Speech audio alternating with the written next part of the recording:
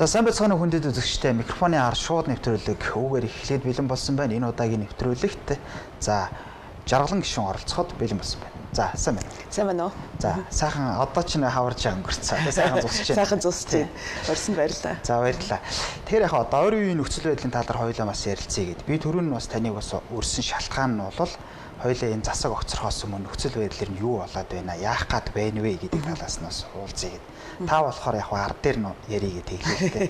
Тэр хамгийн гол нь яг улс төрчөөс би бас нэг зүйл ажиглагдаад байдаг.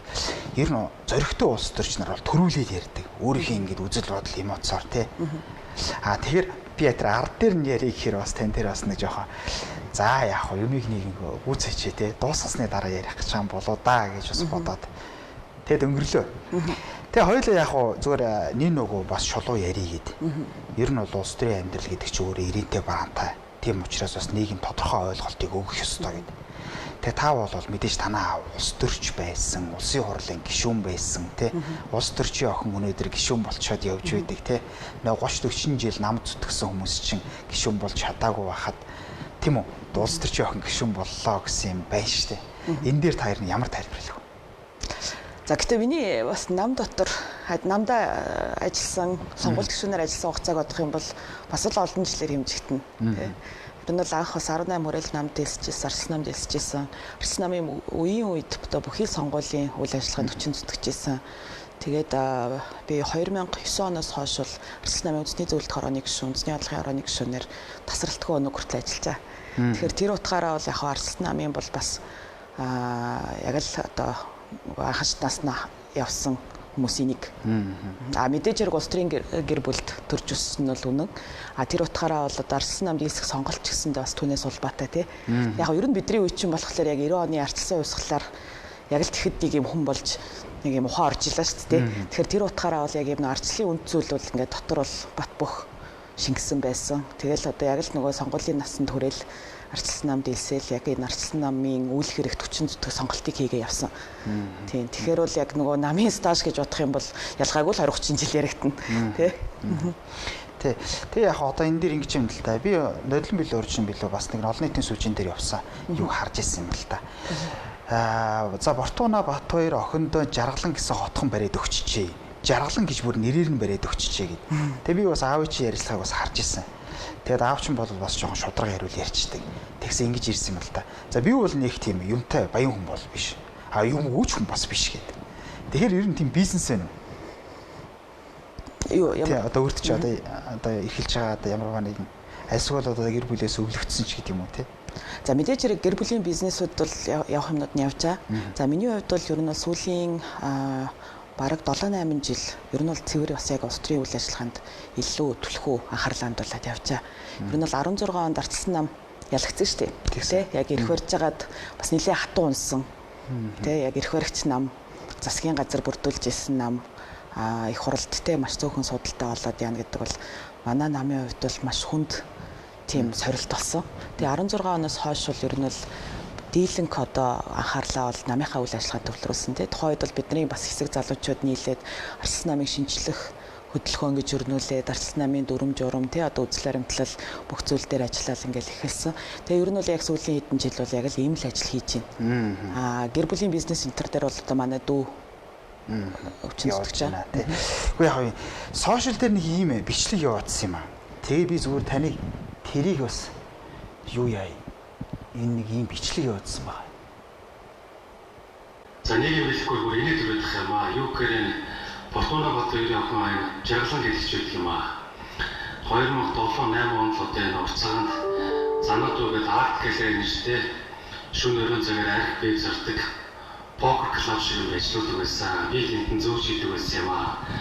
Тэгээ зөвшөөрөл байхгүй арх зарах покер бол зөвшөөрөл байхгүй шүү дээ. Тэгээд цагдаа нарын дээр мэргэжлийн хэлтэн дээр нь дар зэрэгээр нь яриулна.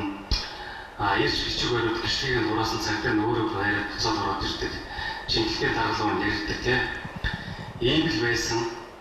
Тэгэл одоо энэ баажи хууийн жидүүгийн дарга марга. За болондоо ийм бичлэг сошиал дээр явсан юм аа. Тэгээ би танаас тэр бизнес гэж асуугаад байгаа чинь тийм учиртай.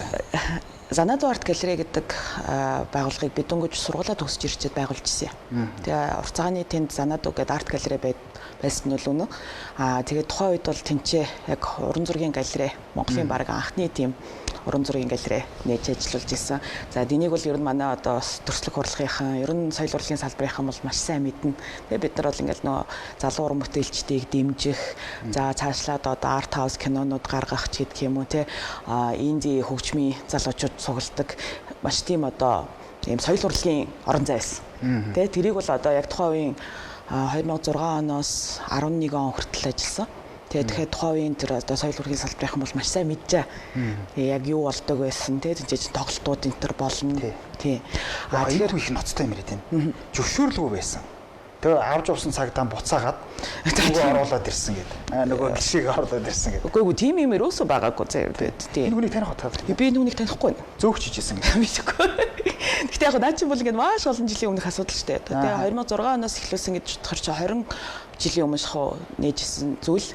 Тэгээд тэн дээр бол тийм цагдаа сэргийлэхдээ янз бүрийн асуудал гарсан барьсан тийм зүйл бол огт байхгүй. Тэгэхээр энийг бол одоо манай уран бүтээлч нараас бас сайн асуух нь зөв бах.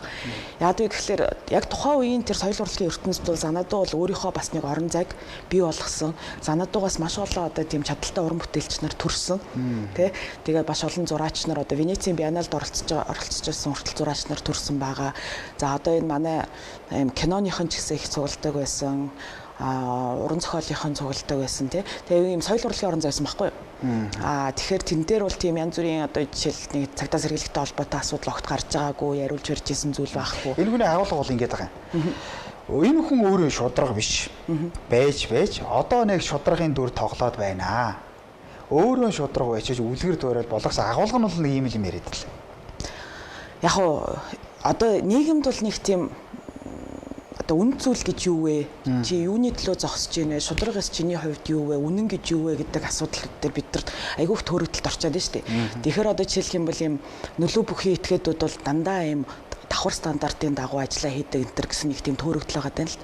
За миний хувьд бол яг тэр занадууд дээр бол жишээлх юм бол энэ стартап байсан. Яг тухайн стартап гэдэг үг байгаагүй боловч тий яг л одоо нэг тийм дөнгөж 20 эдтэй залуучууд нийлээл тэгэл тийм одоо нэг юм айгүй гэгээлэг юм урлагийн төлөх тийм үйл ажиллагааг эхлүүлээл тэгэл тэр чинь ингээл нөгөө нэг түрээсээ дүлждэггүй тогоо таслуулж явах ч үе байна те яг тэр утгаараа бол яг нэг стартап шинэ бизнесийн одоо туулах бүхий л замыг туулаад ажилласан. Тэр утгаараа бол бараг илүү одоо юу гэдгийг нөгөө бизнес эрхлэгчдийн одоо туулж байгаа зовлонг ойлгох бас боломжууд гарч байгаа байхгүй. Тэгэхээр тэр утгаараа бол одоо цаашдаа бидэрт юу эрэхтэй дараа үеийнхаа залуучуудад ямар боломжийг нээж өгөх ёстой гэдэг зүйл дээр илүү төлхөө ажиллахыг зорж байна. За боломжтой. Хоёлаа дараагийн асуулт оръё. Та одоо сая нэг улсын хурлын гишүүн болоход жагсаалтын 14-өр бичигдэж улсын хурлд орсон гэж тий. Тэгээ би бол таныг тэр арчсан эмэгтэйчүүдийнхээ холбооныхаа юугаар орсон болов гэд. Тэгтээ бас нөгөө одоо танаа намд ч одоо олон парагцууд байгаа шүү дээ. Одоо Элбэг Дөрж нарын, Батулга нарын одоо сүүлд нэмэгдсэн Луугаан Төмөр нарын энэ төр гээ тий. Тэгэхээр одоо аль парагцаас нь хариалагдваа гэд ингээд ярихаар за яг одоо би бол мэдчихэл байна л да. Одоо энэ эмэгтэйчүүдтэй нэг квот өгчдөг, залуучуудаа нэг квот өгчдөг. Энэ зарчмаар л та жагсаалтанд орсон уу? Энэ удаагийн сонгуулийн хууль бол онцлогтой байсан шүү дээ. Одоо гендерийн квотыг бол нэмэгдүүлсэн тий. Одоо 30% нэр дэвшилт. За дээрэс нь жагсаалтыг өсөөжилсөн. За энэ үйл хэрэг бол одоо бидний хувьд бол маш чухал бас үйл хэрэг байсан.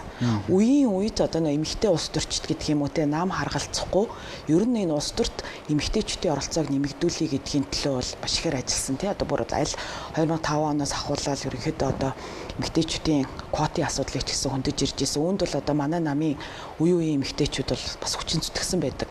За тэр утгаараа энэ удаагийн сонгуульд бол эмэгтэйчүүд илүү их боломж олгосон. Яг л жагсаалтыг бол ингээс үйлчилж шүү дээ. Тэгэхээр одоо жишээл Арслан намаас нийтдээ 16 их хурлын гишүүн жагсаалтаар гарсан. Түүний 8 нь эмэгтэй. Тэдний нэг нь бол би. Мэдээч хэрэг миний хувьд бол Арслан эмэгтэйчүүдийн холбооны ерөнхийлөгчөөр 2024 оны 9 сарын 25-нд сонгогдсон. За тэр утгаараа өмнө нь ч тэр ерөнхийдөө энэ нэг квотын асуудлыг бас нөлөөлөл үзүүлэх. Энэ талаар бас одоо нөгөө нийгэмд дуулаагаа хөргөх чиглэлээр ч гэсэндээ бид нэр нэлээд их ажлуудыг өрнүүлсэн. За нам дотроо ч гэсэндээ за одоо нэр дэвшүүлэх үйл ажиллагаанд бол эмэгтэйчүүд дээр ийм боломжуудыг олгоно гэдэг зүйл дээр ч гэсэндээ нөлөөлөл үзүүлж ажиллаж ирсэн. Тэр утгаараа бол бас альва фракц гэхээсээ илүүтэй эмэгтэйчүүдийн холбооны үүрэг илүү өндөр байсан. За нөгөө талаас би бол одоо бас Арслан нам доторх ийм одоо 80-аад оныхын гэдэг юм уу те одоо ийм залуучуудын төлөөлөл. За тэр утгаараа бид нар ч гэсэндээ бас аль болох олон те одоо энэ нөгөө 80-90-ад оны залуучуудыг нэр дэвшүүлэх ёстой гэсэн байр суурьтай байсан. Тэ? Яг гэхээр Арслан нам дээр бас ханддаг гол шүүмжлэлийн нэг чинь болохоор үе солигдчихдгүү. Тий. Ердөө сая чинь 80 оных шүү дээ. А гэтэл манай намд болохоор нөгөөнийг Арслан уусгалын ахтагч нар маань яваад байдаг тий. А тэр утгаараа бидний хувьд бол бас энэ үеэ солих аль болох олон залуучуудыг нэр дэвшүүлж гаргаж ирэх тийм зорилго бол байсан. А тэр утгаараа ч тэр ер нь бол 20 оны сонгуулиас хойш үйл явцын дунд бол манай 80-ад оныхон бол тэр дундаа нэлээд идэвхжсэн бас ийм нам дотроо ч гэсэндээ байр сууриа нэлээд нэгтгсэн. Яг зүгээр аав чи нөгөө мүүдэн барагц байсан учраас би бас барагцсан төлөөлөд одоо ороод ирсэн болоог одоо дапуугаас орж ирсэн, МСС-ээс орж ирсэн гэж бас ярьж шít. За дараагийнх нь маш сонирхолтой асуулт та. Энэ та бүхэн яг саний асуулттай холбогдно. Жагсаалтын гишүүн биш үү та? Жагсаалтын гишүүн намаа төлөөлөх ёстой юу? Заавал намын бодлогоо заавал төлөөлөх ёстой юу? Сая мөнх соёл гишүүн занаанд өртсөн гэдэг шүү дээ. Заавал төлөөлөх ёстой гэдэг. Яг нь их хурлын гишүүний хувьд нэгэнд тангараг өргөцсөн нөхцөлд ард түмний төлөөлөл болчихж байгаа шүү дээ. Тэгэхээр тэр утгаараа бол нэг номерын одоо тавигдах шаардлага бол тэгээ ард түмний төлөөлөл байх хэрэгтэй тийм ээ. Мэдээч хэрэг намууд сонгуул нэр дэвшүүлж байгаа. Тэгэхээр намаас сонгуул нэр дэвшсэн хүн бол тухайн намынхаа үзэл баримтлал, тухайн намынхаа үнд зүйл тэр одоо намынхаа бодлогыг дэмжиж ажиллахын зайлшгүй бас зүй ёсны асуудал заавал гэдэг шүү. Гэлээ гэхдээ харин энэ дэр чинь ингээд бас ингээд юм юу заа гарч ирж байгааз ард түмний төлөөлөл мөн нөгөө талаас намын үзэл баримтлал явж байна. Энэ хоёр чинь ингээд ихэнх тохиолдолд бас нийлж идэг байхгүй юу? Тэгэхээр чи одоо жишээл Арслан намын гишүүд дэмжигч гэдэг юм Арслан намыг сая сонгуулиар дэмжсэн улсуудыг бид нар бас төлөөлөх хэрэгтэй шүү дээ. Тэгэхээр тэр хоёрыгоо одоо ингээд яг тэр нөгөө зааг дээр нь маш тийм одоо дотор хүнээ сонсох ёстой. Намынхаа гишүүдтэй уулзах ёстой, дэмжигчтэйгээ уулзах ёстой, нийгмийн уур амьсгалыг бас мэдрэх ёстой шүү дээ. Яг энэ цаг мөчид Арслан намаас одоо сонгогчд маань юу хүлээж байна. Тэгэхээр энэ зааг дээр л маш нарийн ажиллах ёстой гэж хараад байна. Тэгэхээр сая бол одоо жишээлх юм бол засагтай холбоотой асуудлууд гарч ирэхэд би бол ямар ажил хийсэн бэ гэхлээр би нэлээд одоо олон намын гишүүд руугаа ярьсан, сонгогч нар руугаа ярьсан. Одоо ингээд янз бүр түүр маягаар за одоо энэ асуудал дээр ер нь та нар ямар байр суурьтай байна мэдээж хэрэг нөгөө талбай дээр жагсаж байгаа залуучдын бас юуг нэлээд сонсохыг бас хичээсэн. Гэх мэтчлэн бид нар нөгөө юм эргэх холбоотой ажиллах хэрэгтэй байхгүй. Түүнээс биш зүгээр намын бодлого ч гэсэндээ нэг вакуумд гарахгүй шүү дээ. Одоо зүгээр зөвхөн одоо нэг юм цөөн тооны хүмүүсийн үрэлд гарахгүй байхгүй. Тий. Гэхдээ яг тэгэд мөнх соёл гишүүн бол нэлээд бас ууртай мэдээлээ шүү дээ. Ер нь бол яг гандмар дарагч юм уу те намын бүлгээссэн ч юм уу танд зааж аргалаа те намын бодлого бол ийм байгаа шүү. Энээс бол ерөөсөө Ясаалтын та хазаахгүй шүү гэсэн юм бол хэлж ирсэн үү л гэж асуугаад. За Арслан намын хувьд бол ер нь бол бас их тийм нээлттэй дотоод ардчил сайтай нам шүү дээ. Тий. Бид нар шийдвэр гаргах шаардлагатай нөхцөлд бол шийдвэр гаргадаг. Сая ч гэсэндээ шийдвэр гаргалаа шүү дээ. Намын бүлэгтэрээ бид нар санал хураагаа шийдсэн. Намын бүлэгтэр хэд хэдэн асуудал дээр санал хурааж шийдсэн. Тий. Тэгээд тэр бүгдээрээ намын бүлгийнхаа шийдвэрийг дагсан. Өмнө нь ч гэсэндээ ардын намын зүгээс сонгуулийн ард дээр Арслан намд урилга хөргүүлэхэд тий бид нар тухайн үед ч юм бол ерөөсөө бүр юм 3 шатны шүүлтүүрээр шийдвэр гарч ирсэн. Арслан намын бүлэг хуралдаж байгаа, Арслан намын улс төрийн зөвлөл гэдэг одоо гүйцэтгэх удирдлагын байгууллага хуралдаж байгаа, за улмаар төлөөлийн төв байгууллага үндэсний бодлогоор оролцож байгаа. Тэгжиж энэ шийдвэр гарч байгаа шүү дээ. Тэгэхээр бол мэдээч хэрэг нөгөө намын бодлого гэж байх юм дээрээ зайлшгүй байна. Тэрийг бол бид нар дэмжинэ. Гэхдээ нам гэдэг чинь бас ард түмнээсээ тасарсан тийм субъект, тийм институт ажиллахгүй байхгүй. Ер нь бол одоо нам гэдэг институт чинь бол энэ ардчилсан тогтолцоонд хамгийн чухал институт байгаа дээ шүү дээ. Яг гэхэлэр нөгөө сонгуульд өрсөлдөн, хүмүүсээ нэр дэвшүүлнэ, сонгуульд ялсан нөхцөл засгаа байгуулна, засгийн газрын бодлого шийдвэрийг тодорхойлно. Тэгэхээр нам бол яг ийм нөгөө ард түмнийхээ бас нэг одоо ийм тойл болсон тийм институт зах хэрэгтэй байхгүй. Тэгэхээр тэр утгаараа бол ардчилсан нам бол нэг олон ургалч үзэлтэй, дотоод ардчил сайтай гэдэг утгаараа яг тэр үүргээ бол маш сайн гүйцэтгэдэг институт гэж би бол хувьдаа харддаг юм. Зарим хүмүүсийн хувьд болохоор энэ ардчилсан нам айгүйх дотоод зөрчилтэй хоорондоо хил ам ихтэй энэ ерөөсөө институт биш энтер гэдэг нэг тийм шөмжил байгаа гэдэг чинь би бол тэн дээр санал нийлдэг. Яг үгүй тэгэхээр энэ чинь ингээл нөгөө нийгмийнхаа бас одоо нэг юм тусгал багхгүй. Тэгээ бид нар нөгөө манай нам дотор яах аргагүй нөгөө маш олон тийм одоо бас нэг юм ялгаатай үзэл бодлууд байгаа да. Тэр ер нь бол юунаас улбаатай вэ гэхлээр ерөнхийдөө бол ардчилсан нам дотор одоо энэ Монгол ардын нам гэдэг одоо юм 100 жилийн түүхтэй те одоо бүр одоо нэг өмнөх нийгмээс одоо ингэж өвлөгдөж ирсэн энэ одоо юм бүтцтэй өрсөлдөх бүхий л одоо бусад улс төрийнх нь өнцгүүд ардчилсан намд байдаг байхгүй тий. Тэгэхээр тэр утгаараа яг юм сонгодог одоо нэг улс төрийн нам гэх юм бол би ардчилсан нам байна л гэж хэлнэ. За тэр сонгодог гэдэг тэр нэг асуулт байна. За та ингээд 90 оноос хойш нарчлаг үйл хэрэгт оролцоод явж байсан гэдэг түрүү ярьлаа шүү дээ. За мэдээж одоо 90 оноос хойш зүгээр яг ер нь ингээд ажиллаж ерөнхийдөө арилсан үзэл санаанд өссөн гэж ярьлаа шүү дээ тийм үү. За арилсан үзэл санаанд өссөн бол энэ сүүлийн үед энэ үзэл санаагүй болчихжээ энэ залуучууд.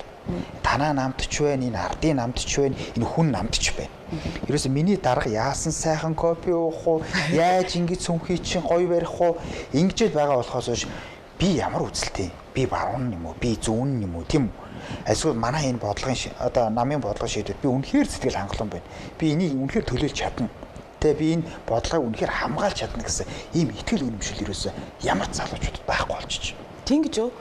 Юу л харин эсэргээрээ ялангуяа одоо жишээлбэл саяны болсон үйл явдлуудыг харахад залуучууд бол харин айгүй тийм хүчтэй итгэл үнэмшилтэй, хүчтэй үнд зүйлтэй. Тэгээ тэрнийхээ төлөө бас ингээд тэмцэж чаддаг ингээд хэд хэдэн үе бас ингээд бойжод гараад ирсэн байна шүү дээ.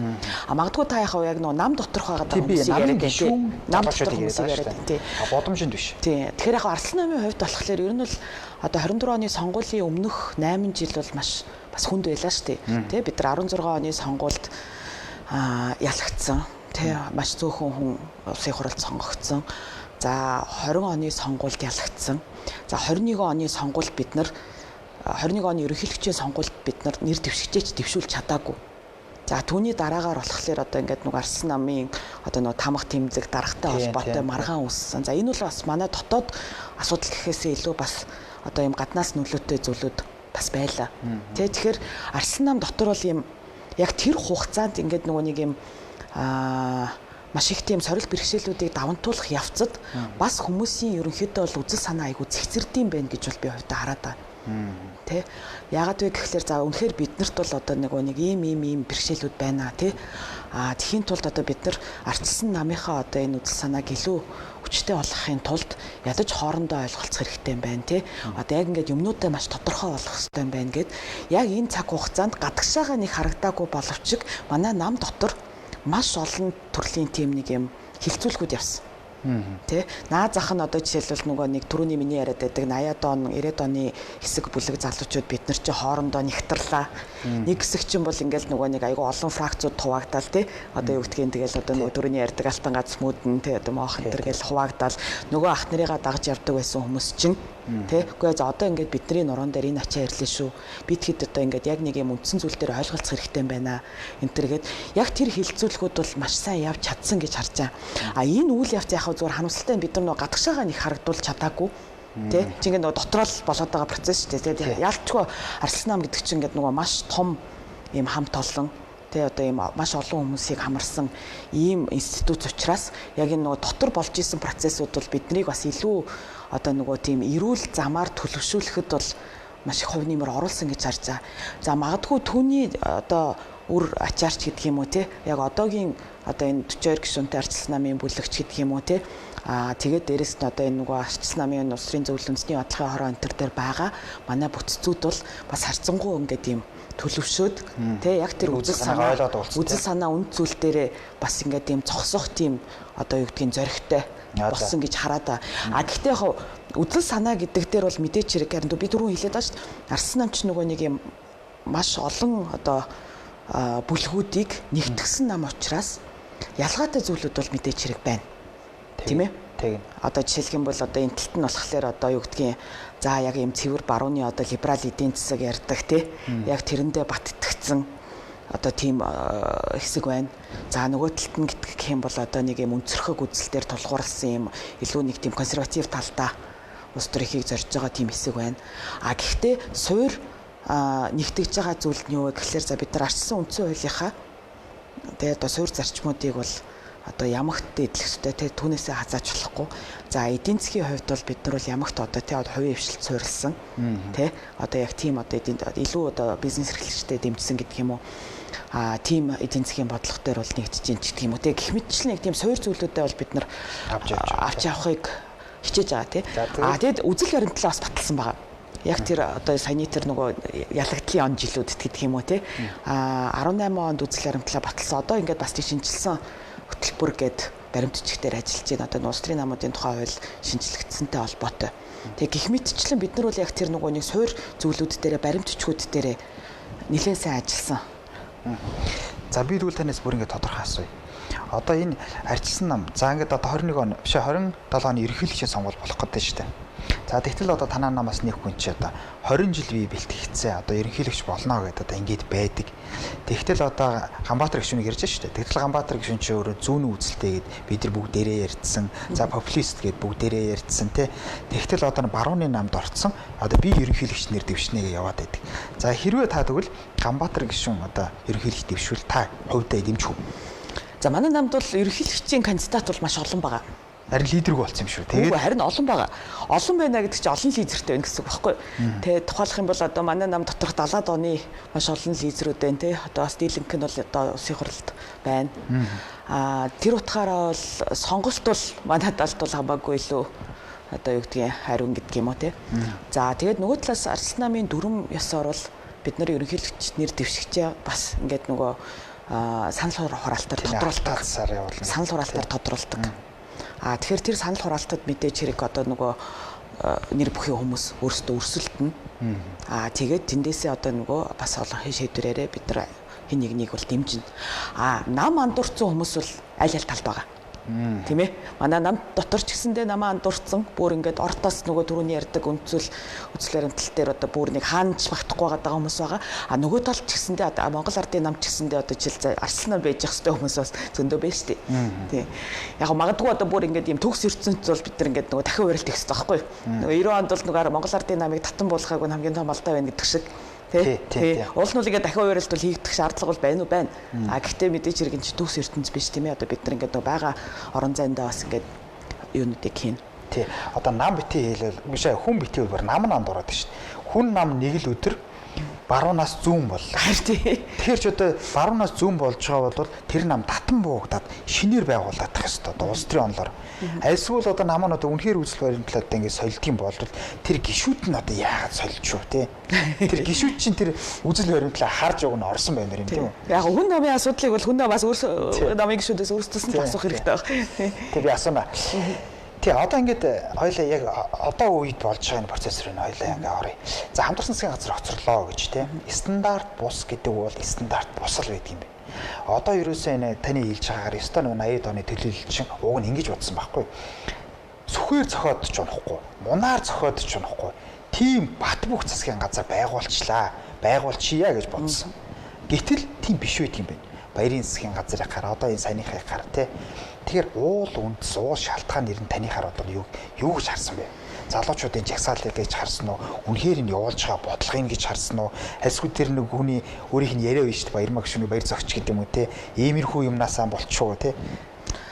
Яг уу би сая чуулган дээр ерөнхий сайдад ихтгэл үзүүлэх асуудал дээр бас бодлоо хэлжсэн. Тий. За оюутны хувьд болохоор 5 дахь жилдээ ажиллаж байгаа ерөнхий сайд тахгүй. Монголын арчлалын түүхэнд хамгийн удаан ажилласан ерөнхий сайд байна шүү дээ. Тэгээд маш их вакуумцсан байна. Тэ маш их одоо нөгөө эрх мэдлийн бас нэг төвлөрөл үүссэн байна тэ. Тэгээд харин нөгөө сүхэр зогч унгахааргүй гэсэн тийм бүр ихтгэлтэй болцсон байгаа дээ шүү дээ. Тэгэхээр тэр чинь ингээд нэг өдөр бас ингээд тэгсэрнэ. Тэгээд дээрэс нь ингээд нөгөө өөртөө анх гарч ирэхдээ тэл бидний үеийн залуучууд тийм ээ. Анх гарч ирэхдээ энэ одоо шудраг бус явдалтай тэмцэн, энэ авилгалтай тэмцэн, энэ одоо нөгөө өмнөх одоо үед нь ах нар нь босгосон те тэр бүх одоо босгомог явдалтай тэмцэн гэж гарч ирчээд өөртөө араас нь орцсон байна шүү дээ. Нөгөө орлогоо нотолж чадахгүй болтлоо амьдралаас тасарсан байгааг энэ одоо ингээ хүмүүс хараад, залуучууд хараад, бүр доод үеийнхэн залуучууд хараад дургуутсаж шүү дээ. Гэтэл тэр чинь хангалттай шалтгаан багхгүй. Тийм биз? Бид нар одоо ингээд нөгөө нийгмийг сонсох хэрэгтэй шүү дээ. Тэгэхээр яах аргагүй ингээд нөгөө эрх мэдэл нэг газар удаан хугацаанд төвлөрөхлөөр ийм аюултай байт юм байна. Тэгээд арчилсан тогтолцоонд бол угаасаа нөгөө доктортой байдал гэдэг чинь тэр нөгөө тогтолцооны доктортой байдал, бодлогын доктортой байдал болохоос биш нэг хүний доктортой байдал биш байхгүй юу? Тэ? Тэгээд яг би яг сүүлд санал хураалт болсны дараа оюутны ерөнхий сайдын хэлсэн үгэнд жоох эмзэглсэн. Яагаад вэ гэхлээр би ордонд өнөөдөр цөөнх боллоо. Гэхдээ нийгэмд арт түмэнд ч үлээ тий бас тэнцээ юу байгаа шүү гэсэн үг хэлдэг байхгүй. Тэгэхээр зүгээр манайр бас тэрийг бүрэн дүүрэн харахгүй байна уу да гэсэн эмзэглэлт төрж байгаа байхгүй. Тийм ээ. Зөвхөн энэ чинь ингээд нэг ордны хувилдаан болоод намайг огцруулчлаа гэсэн утгатай зүйл хэлдэг байхгүй. Гэхдээ энэ чинь ордны хувилдаан биш байхгүй. Тий. Энд чинь ингээд нийгэм даяараа бас ингээд хилцүүлэг өрнөөд тэнцээ ингээд талбай дээр хэдэн мянган залуучууд хэдэн одоо хоног жагсаад тий одоо 20 гаруй хоног жагсаад за дээрэс нь нам дотор нь хүртэл ингээд хүлээн зөвшөөрөлт байгуулад за цөөнхийн бүлгэн одоо байр сууриа илэрхийлчихэд тахад энийг ортны хувилдаан гэж бодно гэдэг бол бас нэлээд вакуумцны шинж байгааз. Тэгэхээр тэгж вакуумчж болохгүй. Мэдээж хэрэг бидний хувьд бол одоо тэр улс төрт орсон тий нэг ялангуяа одоо ингээд бас л энэ арчилсан орон төрж өссөн залуучуудын хувьд бол улс орноо сайжруулах гэсэн тий хөгжүүлчих юмсан энэ нийгмийг нэг гоё болгочих юмсан гэсэн хүсэл мөрөөдөл хаана байгаа гэдэгт бол би итгэсээр л байна. Тийм ээ. Яг тэгжиж л бид нар одоо юу гэдгийг ингээд нэг үр дүн төрнө штэ. Тэ би одоо ингээд нэг хий дими энд байгаагүй шүү. Тэ би одоо ингэж байсныхаа хүрээнд ингээд бид нар ийм амжилтанд хүрлээ гэдэг тийм хүсэл эрмэлзэл бол байгаа л бах. Гэлээ гэхдээ бас ингээд нөгөө шүүмжлийг бас сонсох хэрэгтэй шүү дээ тийм ээ. Тэгэж тэрийг одоо ингээд авах хэрэгтэй байхгүй. За хаана алдав? Юу нь болохгүй байна? Урагшаага яаж харж явах юм? Хамтарсан засаг дээр бас ахаад нэг асууж. За танаа нам дээр ингээд 3 шатны хилцүүлэг болсон, одоо санал хураалт болсон, тэ шийдвэр гарсан гэж таасаа ярьлаа шүү дээ. За яг тэр яг шийдвэр гаргаад намын бодлого, бүлгийн бодлого төлөвлөд явдсан байгаа биз. За энэ бол нэг асуудал. Хувь жаргалан гишүүн ер нь хамтарсан засаг дээр яг юу гэж бодож ирсэн бэ? Хаах танаад өрлөг өгөөд ингээд за энэ од нэг жоохон хол явна да. Азуу хол явахгүй дээ гэдэг ч юм уу тий. Таны хувьд ер нь яг хувь хүний бодол яг тухайн үеийн бас нөгөө хэвлэлийн мэдээнүүд бол байгаа бах. Улс төрийн манай намын улс төрийн зөвлөл хоролцсон. Тэгээд улс төрийн зөвлөл дээр маш цөөхөн хүмүүс бол эсрэг санал өгч ирсэн тухайн үед. Миний хувьд бол эсрэг санал өгсөн. Тэрийгээ бол би яг тухайн үед гарч ирээд хэвлэлийн хамт бас хэлж л байсан. Гэхдээ яг тэр цаг мөчид би нөгөө намынхаа нөхдүүдийг бас сонсчлаа. Үндслүүдийг нь тий.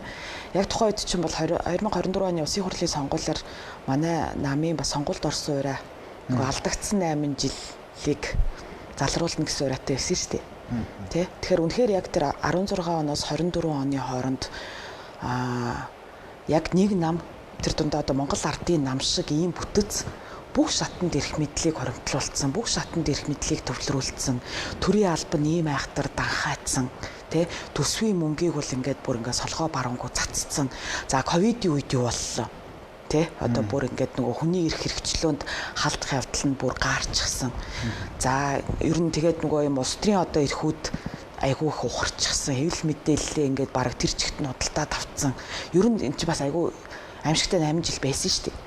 Тэгээ 24 оны улсын хурлын сонгуулиар бид нар тэр болгоныг л одоо нөгөө сонгогчдод одоо хэлж ярихыг хичээгээд сонгуульд орсон. Харамсалтай нь манайхаас олон болж таагүй эргээд л тэр нөгөө 8 жилийн туршид засаг барьсан нам олон болсон тийм ээ.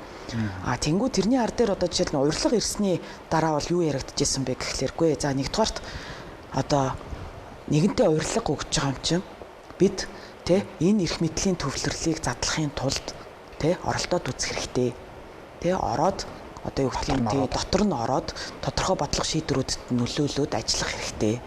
За тэгээд за нөгөө талаасаа бас одоо манай намын ингээд гişүүд тэгээ мөчнөө олон чадвартай залуучууд байна тий. Тэр хүмүүс бас ингээд зэвэрлээ.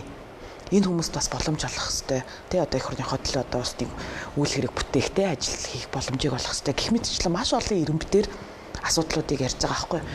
Тэгээд за тэгвэл тэгээд окей оръё. Тэ хамтарсан засагт орё. Тэгээ угаасаа олонхороо шийдвэр гарцсан. Тэгээд орсон. За тэр утгаараач тэр ерөнхийдөө бол хамтарсан засгийн газрын үйл ажиллагааг бүхий л арга хэлбэрээр бас дэмжиж ажиллахыг зорьсон. За хамтарсан засгийн газрын одоо үйл ажиллагааны төлөлгөө гэдэг 2024-өөс 28 онд хэрэгжүүлэх үйл ажиллагааны төлөлгөө гэдэг баримт бичгийг бид нар баталсан шүү дээ. Тэгээд тэр баримт бичигт аль болох нөгөө ардчилсан намын мөрийн хөтөлбөр туссан одоо нөгөө ардчилсан намын үзэл санаа одоо бодлогын одоо тусгал болсон тэр зөвлөл заалтуудыг оруулахын төлөө бол тэр зунжгаа ажилласан. Тэ одоо нэр бүхий манай намын гишүүд. Тэгээд засгийн газрын үйл ажиллагааны төлөвлөгөөнд бол манай намын мөрийн хөтөлбөрийн зөвлөл заалтууд бол нэлээд өргөн цар хүрээтэйгээр туссан байж байгаа. Тэгээд сая жишээлх юм бол одоо Гантумар сайд эдийн засгийн хөгжлийн яамнаас 2026 оны хөгжлийн төлөвлөгөөг оруулж ирлээ шүү дээ. Тэ тэгээд тэрийг та нар анзаарсан нь 2026 оны хөгжлийн төлөвлөгөөс дөнгөж саяхан баталсан шүү дээ. Тэр хоног тэ эдийн засгийн эрхчлөөний реформ гэсэн нэртэй одоо хөгжлийн төлөвлөгөөг өргөн барьсан байхгүй. Өөрөөр хэлбэл манай намын яг мөрийн хөтөлбөр туссан байсан үг үсэг өгүүлбэрүүд яг тэр зүйлд тусаад явж исэн. Тэгээ тэр дундаа бол одоо жишээл одоо хамгийн одоо нөгөө наазах нь тухайлах юм бол нөгөө төрийн албыг сонгогдох те гэх мэтчлэн инээтэрэгээ зүйл залтууд нь бол ингээд ороод явж исэн. Тэр утгаараа бол хамтарсан засгийн газрыг бол ардчилсан нам тэр дундаа улсын хурлд харсан намын бүлэг бол бүхий л талаар дэмжиж ажилласан гэж харж байгаа. За одоо тэр ган түмэр дарга гээд хойлолцоо бас ярьчлаа. Ган түмэр дарга догцорхон мэдгэцээ. За одоо тэр намын асуудал одоо явна. Танаа нам чинь тэгээ хэцүү. Тэгээд одоо яг сонгох гээд байгаа ч юм шиг үгүй ч юм шиг тамгаа аваад байгаа ч юм шиг үгүй ч юм шиг. Энийг яаж нэг хайтайхан сонгох вэ? Одоо жишээ нь яг Эрдэнэ одоо даргыг сонгоод нэг юм өдөө орнотгоор тойроод бас ингээд нэг арай л аржилтаа явсан шүү дээ. Тэрийг нөө сүүлд одоо бас янз бүр болгоод ингээд хайцаа. Уг нь бол яг бүх ард түмнээсээ сонгуул их зүгээр байдаг. За та бол одоо нэр зохиод бол хэлэхгүй. Гэхдээ энэ намын даргын сонгуулийг ер нь яаж явуулах вэ? За 2016 онд бид нар яг түрүү ардчилсан намын шинжилэл, дүрмийн өөрчлөлт энтергээд ажиллаж байхад за бас яг ардчилсан намын даргаыг бол бүх гишүүдээсээ сонгоё гэдэг байр суурин дээр бол тухайн дүрмийн өөрчлөлтөн дээр бол одоо бидний хэсэг залуучууд бас нэлээ ажилласан. За тэгээд Эрдэнэ дарга тухайн сонгуульд ялсан 5 үнээр дэвшсэн байсан тийм. За тэн дээр бол бид нар дүрмийн хүрээнд бол нэг зүйл дээр бас алдсан байсан. Тэ одоо бас ингэ туршлага тутаж штэ. Ямар зүйл дээр алдсан бэ гэхлээр за ингээд нөгөө бүх гишүүдээсээ сонгоё барь энтер гэсэн хэрнээ нөгөө нэг босго тавиагүй. Нөгөө 50 дээр нэмэх нэг. Тий, 2 шаттай хүн болох хэрэгтэй. Тэгэхээр 2 шаттай болох хэрэгтэй байхгүй. Тэ 5 хүн өрсөлдөж штэ. Гэтэл нөгөө 5 хүн өрсөлдөнгүүд маш ихээр санал хуваагдсан. Эрдэнэ дарга тухай хэдүүлээ 31% дэмжлэг авлаа. Өөрөөр хэлбэл ерөөсөө дийлэнх олох нь нөгөө 70% дэмжээгүй шүү дээ. Тэ? Тэгэхээр нөгөө нэг нийт гишүүдийнхаа 70% дэмжлэггүй дарга сонгогдсон байхгүй. Тэгэхээр тэн дээр бол яа харахгүй туршлага дутаад тэгээд тэр бас нэг алдаанаас улбаатаагаар бас л ингээл нэг тийм хүнд хэсэг үе эхэлчихэж байгаа байхгүй. Тамга тамдыг инээдэг. Тийм. Тэгэхээр тэр алдааг бол жишээлх юм бол одоо бид нар ардчилсан эмэгтэйчүүдийн албаны сонгуул дээр бол залруулсан юм. Тэ яг миний өрсөлдөж нэр дэвшиж ялт байгуулсан сонгуул дээр болохоор 50 дээр нэмэх 1 гэдэг босго тавьсан. Анх бол 7 хүн өрсөлдсөн. За тодорхой хүмүүс нэрээ татсан. Тэгээд тэр чи 4 байнуу 5 хүн үлдэхэд 50 дээр нэмэх 1-ийг авч иж одоо яг сонгогдох тийм шалгуур тавьчихсан. За нэгдүгээр тэр нөгөө нэг олонхын дэмжлэг маш чухал юм байна гэдгийг бол ойлгоод байгаа. Тийм ээ. Яаж ч удсан гэсэн тэ аль болох одоо нөгөө нэг юм олонхын саналыг цуглуулж чадсан хүн л намын дарга болж иж хүлийн зөвшөөрөх ёстой. За бүх гишүүдээс байх уу, их хурлаас байх уу, эсвэл үндэсний бодлогын хорон дээр байх уу гэдэг бол одоогоор маргаантай асуудал явж байгаа. Одоо яг одоогоор ардчилсан нам дээр үндсэн дүрмийн одоо шинжилэл хийх, өөрчлөлт хийх, шинжилсэн найруулгыг боловсруулах ажлын хэсэг гарцаа явж байгаа. За миний хувьд ч гэсэндээ ажлын хэсэгт бол ороод ажиллаж байгаа. За тэгээд дүрмийн хилцүүлгүүдийг сая бид нар яг саяхан одоо нэг 7-10 хоногийн өмнө манай ажлын хэсгийнхэн орон даяар бас хилцүүлээд ирсэн байлээ. За тэгэхээр тэн дээр бол яг саяны асуултыг гишүүдээс асуухад за бүх гишүүдээс сонгохлоор бас нөгөө талцаад байна. Тэгээд нөгөө талцал чинь бүр нөгөө нэг анхан шатан дээр очиод байна. Тэгээ бүр суман дээрээ тэгээ аймаг дээр очиод байна. Тэнгүү тэрний ард дээр нөгөө нэг юм бас ив нэгдлийг одоо бий болгох нөгөө нэг ялчгүй ингээд нөгөө сунгаа зарлаад тэгээд нэг хідэн тал болоод хуваагдаад тэгэл хүн болгоныг очиод ятгах нь штеп.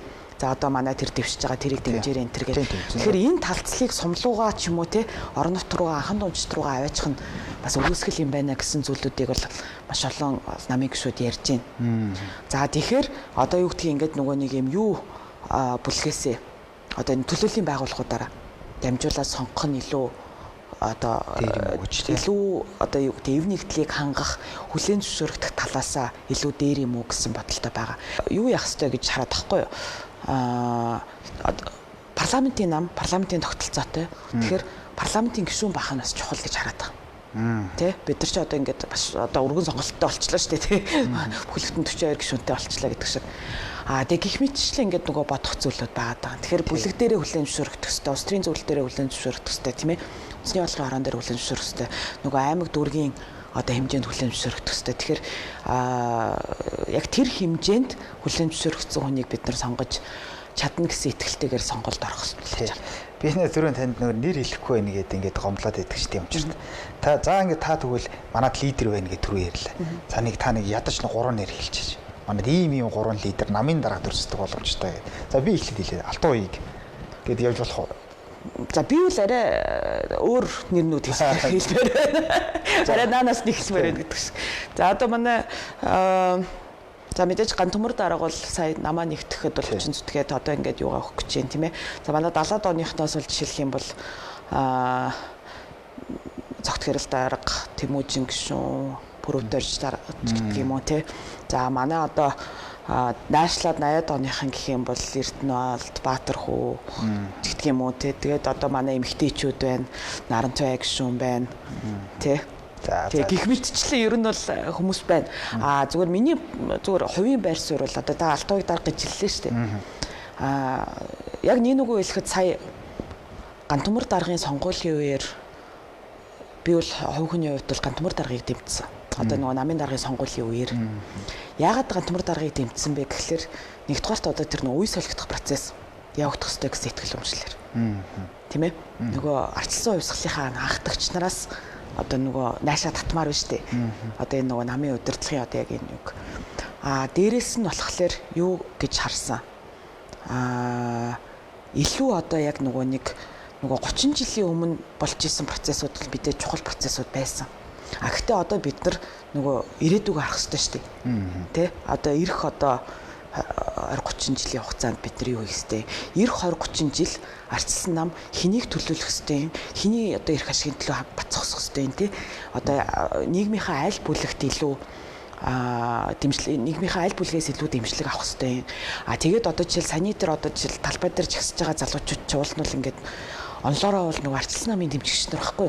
Тийм ээ дэмжигч нар байх ёстой хүмүүс. Тэгэхээр тэр хүмүүсийг татахын тулд бид нар юу хийх ёстой? Тэгэх юм бол бүр магадгүй наашлуулмаар байгаа. Тэ одоо бүр л одоо ч гэдэг юм уу тий. Тий. Тэгэхээр нэг тийм л бодол надад бол байгаа. Тэгэхээр тэр утгаараа бол ийм нам доторх дэмжлэгээ аваад намынхаа яг үзэл санааг улам илүү одоо нөгөө юм бэхжүүлээд илүү яруу тодор одоо бас нөгөө сонгогч нарт таниулах ажлыг сайн хийж чадах тийм хүн байх ёстой л гэж хараад байгаа. Яг нөгөө талаас арчилсан нам бол ямагт нөгөө олон ургалч үзэлтэй дотоод арчилтай нам гэдэг утгаараа ямагт хамтын удирдлага бол байхаас өөр арга байхгүй.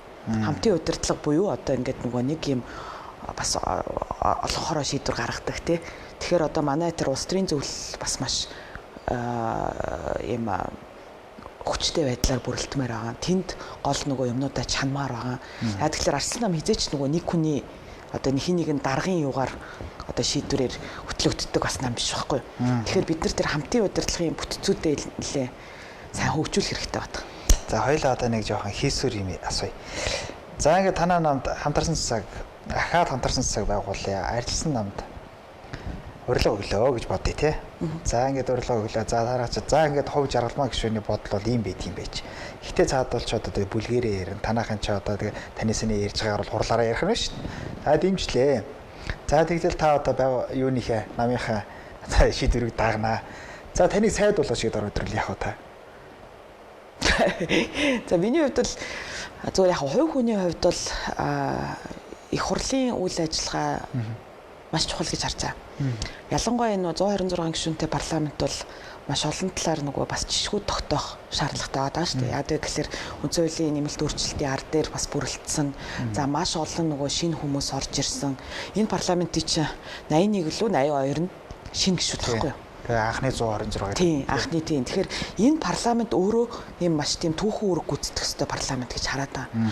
Тэгэхээр тэр утгаараа зөвхөн би хувь хүний хувьд бол парламентын ажилд илүү тулгарч ажилламаар байна.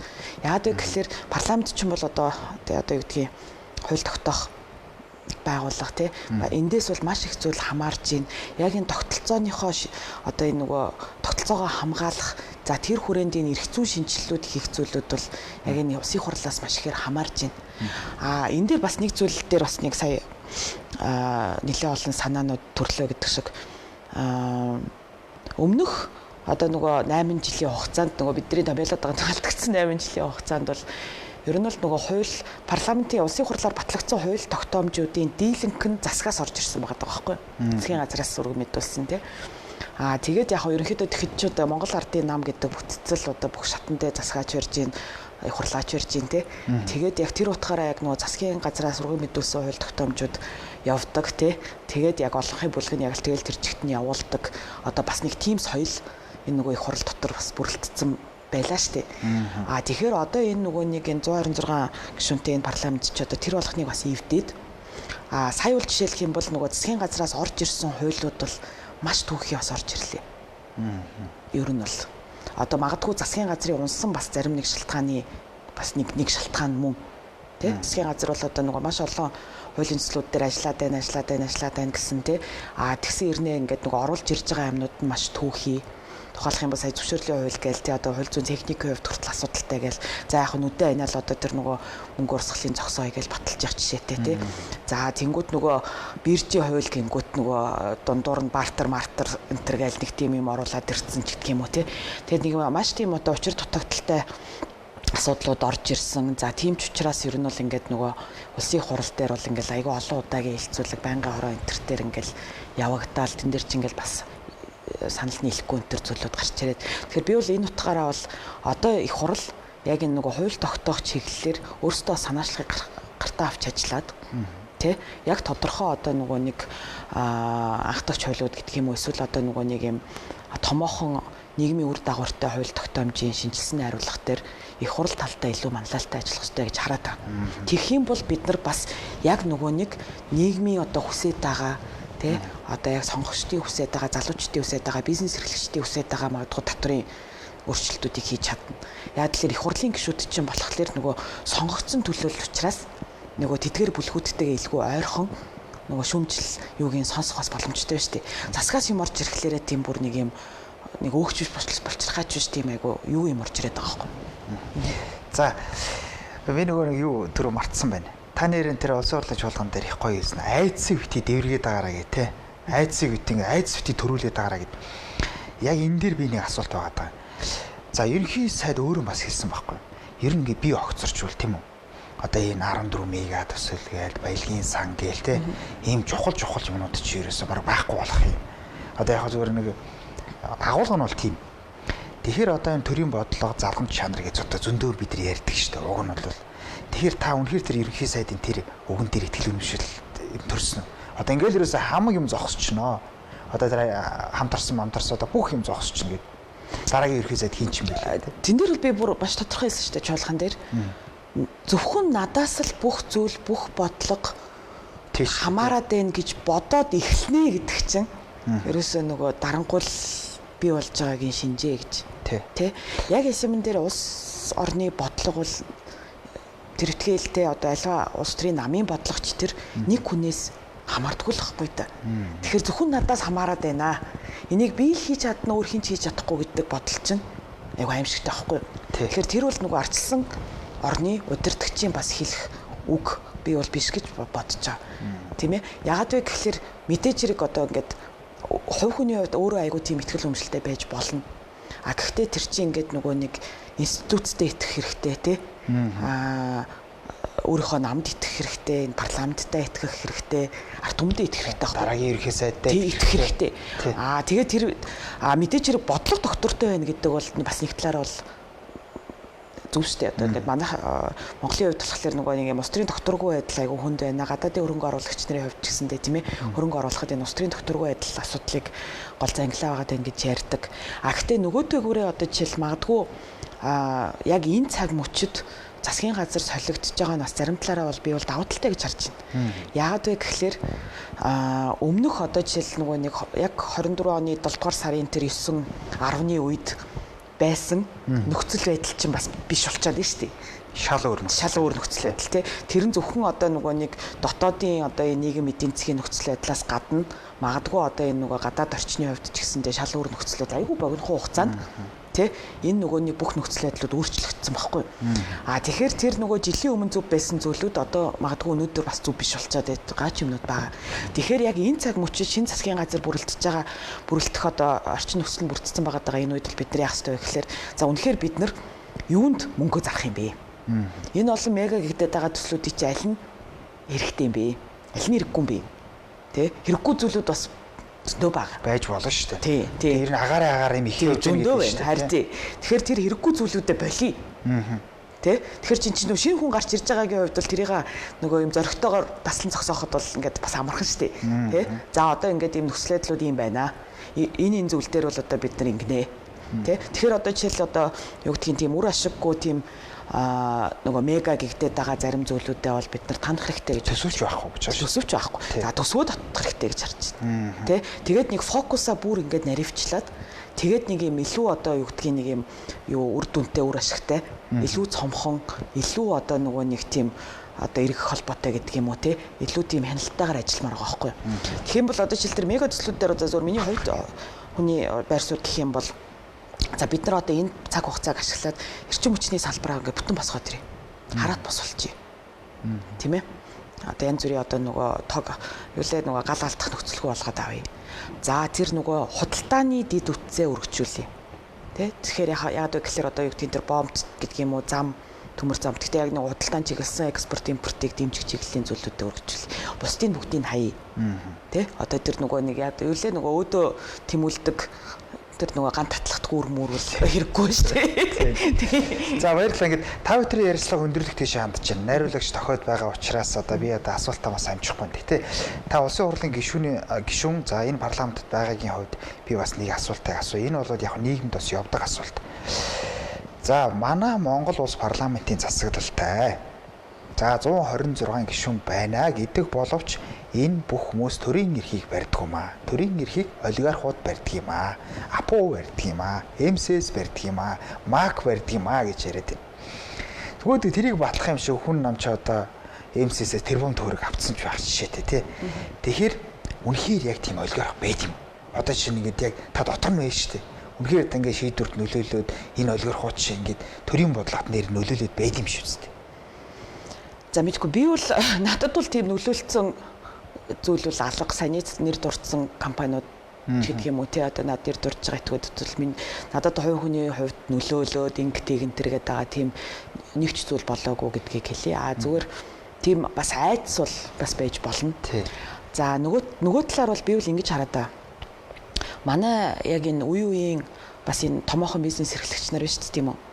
Бас ер нь эдний ийм хариуцлагагүй одоо нийгмийн хариуцлагагүй гэх юм уу үйл ажиллагаанаас болоод бас өнөөдөр бидний одоо өнөөгийн одоо энэ эдийн засгийн юм байж байгаа гэдэгтээ бол би санал нэг байна. Тийм ээ. Яагаад вэ гэхээр ингээ манай том компаниуд чинь бол дийлэнх нь дандаа ийм төрийн зохицуулалттай салбарт үйл ажиллагаа явуулж байна. Тэ? Ийм бас яг одоо жишээлх юм бол одоо юу гэдгийг нэг тийм тодорхой лиценз ч гэдэг юм уу эсвэл тусгай зөвшөөрлж гэдэг юм уу те. Ийм давуу тал олгосон тийм салбарууд үйл ажиллагаа явуулж байна. За дээрээс нь дахиад тендер мендерч авж байна тийм үү. Тэгэхээр чин бид нар тийм юм төрөөс угтсан олигархууд л биш үү? Тийм ээ. Тэгээд тэднэрд одоо нөгөө нэг Samsung одоо нөгөө бидний анх нөгөө мөрөөдчихсэн. Тэгээ нөгөө гадагшаагаа гараад экспорт хийгээд тийм үү. Араасаа нөгөө жижиг дундаа чирээд ажлын байр бий болгоод энэ нийгмийн хадлаа бас ингээд ийм үр бүтээлтэй зүйл хийсэн юм бол харьцангуй маш цөөхөн байгаад байна шүү дээ. Тэгэхээр манай одоо энэ нөгөө нэг энэ бас бизнес эрхлэгчид маань ялангуяа энэ томоохон компани захирлууд маань энийгээ бас бодмоор байгаа даа. Тэ би нийгэмдээ бас юу өгч ийн вэ? Тэгээ миний үйл ажиллагаа ер нь бол одоо ингээд хэр одоо үр өгөөжтэй байгаа юм бэ? Тэ тэгээд нөгөө энэ улс төртэй холбож ойлгох нь ч аргагүй шүү дээ. Яг л бүгднгийнх нь бизнес нь ийм нөгөө төрийн зохицуулалттай бизнес тий. Тий. Тэгэхээр би бол ингэж хараад байгаа. Одоо нөгөө манай үеийн гэдэг юм уу одоо нөгөө эсвэл одоо шинэ үеийн залуучууд маань залуу бизнес эрхлэгч нар бас маш олон байна. За яг жинхэнэ бор зүрхээрээ нөгөө түрүүний яриад байгаа нөгөө стартап гэдэг шиг тий бор зүрхээрээ төрөөс үл хамааралтайгаар тий ингээд ийм гоё бизнес хийж байгаа бас залуучууд зөндөө байна шүү дээ. Тэр залуучууд маань бас идэвхтэй бас нэг ийм улс төрийн биш юмаа гэхэд ийм нийгмийн идэвхтэй үйл ажиллагаа явуулаасаа бас дуу хоолойгоо сонсгоосаа. Тэгэхгүй одоо нөгөө нэг ийм Монголын үндэсний худалдаа аж үйлдвэрийн танхимын ерөнхийлөгчийн сонгуул болоход л нөгөө нэр дурддагдаг хэдэн компани захирлууд нь очиод базаад идэг тий. Тэгэл нэг тэр хүмүүсээс сонголт хийх шаардлагатай болчдөг. За нөгөө ерөнхий сайд нь эдийн засгийн хөгжлийн зөвлөлөө тий юм байгуулангууд нөгөө л нэг нэр бүхий хэдэн компани нөхдөө суудсан нөгөөтгөө одоо ингээ массажлаа сууж идэг тийм ээ. Тэгэхэр чи ингээд Монголын бизнес бол зөвхөн тэр хэдэн хүмүүс биш байхгүй юу? Тэ маш гоё бизнес хийж байгаа олон залуучууд ингээд нөгөө бор зүрхээрээ ингээд явчаа. Тэр хүмүүс маань нийгмийн илүү идэвхтэй улс төрийн хувьд ч гэсэндээ дуу хоолойгоо хүргэдэг төвшөнд очих юм бол бид нар бас эргүүлчих гээд байгаа. Яагаад вэ гэхээр энэ улс төр ингээд бохир байна гэж хүмүүс хараад байгаа чинь нөгөө бизнес нь тийм бас овлоггүй байгаагийн бас тусгал шүү дээ. Тэ хаана төлөвшөх хэрэгтэй. Хаана төлөвшөх хэрэгтэй. Бид нар чинь ингээд нөгөө за энэ улс төрчтөл ингээд ийм бүгдээрээ авилгач нар улс төрчтөл ийм бохирд тэ одоо шудраг бус энтер гэж ярьсаар нь байгаад зарим нөгөө бизнесийн одоо их тийм овлоггүй үйл ажиллагаа явуулж байгаа нөхдүүдийг бол толгойг нэлээд энэ бас айгүй сайхан гоё бизнесмен шүү те. Тэгээ бизнесмен болох нь бас тийм гоё биш байгаад шүү дээ. Тэ. Тэгэхээр тэн дээр бол ингээд ялчгүй шүүмжлэлтэй хандах юм зөндөө байна. Тэрийг бол бид нар бас ингээд хэл хэмээн шууд нин үгүй хэлээд та нар бас одоо болохгүй байгаад байна. Наад үйл ажиллагаа чинь болохгүй байгаад байна. Дараачихаа одоо тэр нөгөө нэг залуустай боломж олгоо. Нөгөө залуучууд нь бас идэвхтэй баймаар байгаа байхгүй. Тэ. Тэр танхимын сонгуул болох юм бол тэнд нь очиод өрсөлдмөр байна. Тэ тэр нэг бизнесийн зөвлөл гэж зүйл байгуулагдах юм бол тэнд нь очиод суугаад дуу хоолойгоо ингээд бүр ингээд сонстол нь хүргэмээр байна шүү дээ. Тэгжиж бид нар одоо нэг юу гэдгийг нэг улс орноо үүдэн татна. Түүнээс биш одоо яг ингээд нинүгөө хэлэхэд бол одоо өнгөрсөн 35 жилийн түүхийг дүгнэхэд бид нар мэдээж ололттой юмнууд байсан ч гэсэн тэ үнэхээр ингээд нэг юм сэтгэл гонсгор юмнууд зөндөө байна шүү дээ. Тэгэхээр одоо магадгүй би одоо жишээл нөгөө та юугаа ярилцлагаа ихийг эхэнд нөгөө манай аавыг дурдлаа шүү дээ. Тэгээ би аавынхаа улс төрийн карьерийг харахад бол манай ашир бол 90 оноос хойш бүх амьдралаа зориулсан. Оюун ухаанаа зориулсан, тэгээ бие сэтгэлээ зориулсан. Тэглээ гэхэд яг одоогийн зүйл дээр үнэхээр сэтгэл хангалуун байж чадчих нүггүй юу гэвэл үгүй. Тэ тэгээд бараг ингээд легасиг нь хүртэл ингээд ийм хар PR-аар байхгүй болгочлаа шүү дээ. Тэ энэ хүн бас ийм юм хийгээд үлдээсэн шүү гэдэг зүйлүүд л зөндөө байгаа. Одоо жишээл тэр 40 мянган айлын орон сууц гэдэг юм уу те гудамж тусалж гэдэг юм уу те гих мэтчлэн ингээд зөндөө зүйлийг нь хүртэл ингээд үгүй хийцэн. Тэгээ бид нар тийм ирээдүг хүсэхгүй шүү дээ. Ахаад те нэг 10 20 жилийн дараа те энэ нөхдүүд өстой нэг ийм балиар байсан юм а гэсэн зүйлийг ерөөс хүсэхгүй байна. За баярлалаа. Тэгээ та бүхэн ярьцлага энэ төрөд өндөрлж байна. Тэгээ би яг танаас маш олон зүйлийг л асуугээд нэвтрүүлгийн цаг хугацаа өөрөө бас хязгаартай. Тэгээ энэ төрөд та бүхэн ярьцлага өндөрлж байна. Тэгээ таны цаашдаа ажилд бас амжилт хүсье. Тэгээ нэг аятайхан ерөнхий сайд сонгох шиг бас хүсье. Тэгээ яг ерөнхийдөө дээр зандан шатар даргаыг л оруулж ирээд зүтгүүлээд байна. Тэгээд нөхцөлөдөө одоо харж л бай те. За баярлалаа хүндэт үзэгчдээ. Манай микрофоны ар шууд нэвтрүүлэг энд хүрээд өндөрлж байна. За дараа 7 хоногт энэ цагтаа иргэн уулзъя. Баярлалаа.